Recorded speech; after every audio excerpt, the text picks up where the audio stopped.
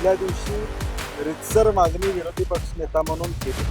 पुढचे 7 दिवस आम्ही या विषयावर विषय काढला नाही, कारण की महाराष्ट्रातले प्रश्न ज्वलंत आहेत ते मांडण्याचं काम आम्ही केलेलं आहे. शेवटी सरकारचा निर्णय, सरकारनं तो निर्णय घ्यावा. सभापती अध्यक्षांच्या कोर्टामध्ये तो बॉल आहे, त्या दोघांनी निर्णय घ्यावा अशी अपेक्षा आमची होती. नाही, कोल्हापुरातले 100 कोटी मंजूर झाले. ते पूर्वी आम्ही महाविकास आघाडी असताना तो आराखडा आम्ही दिला होता, परंतु कोविड आणि या सगळ्या गोष्टीमुळे तो मंजूर झाला नाही. नंतर तो मंजूर झाला. मंजूर झाल्यानंतर देखील गेल्या 1 वर्षामध्ये त्या कामाची प्रगती एवढी चांगली होती की कोल्हापूरच्या सर्किट बेंचनं त्यांना दखल घ्यावी लागली आणि ह्याचा दर्जा व्यवस्थित ठेवा म्हणून सांगितलं. आणि म्हणून काल आम्ही विनंती केलेली आहे सरकारला की 100 कोटीतले किमान 60 कोटी तरी खर्च होतात का याची चाचपणी करावी.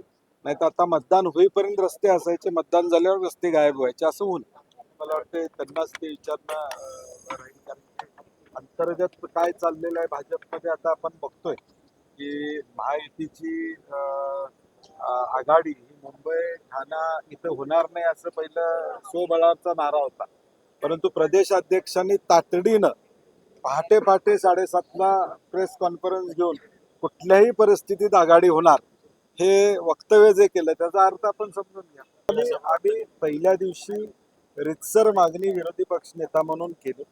पुढचे 7 दिवस आम्ही या विषयावर विषय काढला नाही, कारण की महाराष्ट्रातले प्रश्न ज्वलंत आहेत ते मांडण्याचं काम आम्ही केलेलं आहे. शेवटी सरकारचा निर्णय, सरकारनं तो निर्णय घ्यावा. सभापती अध्यक्षांच्या कोर्टामध्ये तो बॉल आहे, त्या दोघांनी निर्णय घ्यावा अशी अपेक्षा आमची होती, परंतु आज झालेला नाही. ठीक आहे, बघू कधी होतं. नाही, महापालिकेमध्ये आम्ही ऑलरेडी कोल्हापूरमध्ये एक कमिटी अपॉइंट केलेली आहे. जी कमिटी इंडिया आघाडीच्या सर्व घटक पक्षांची चर्चा करेल.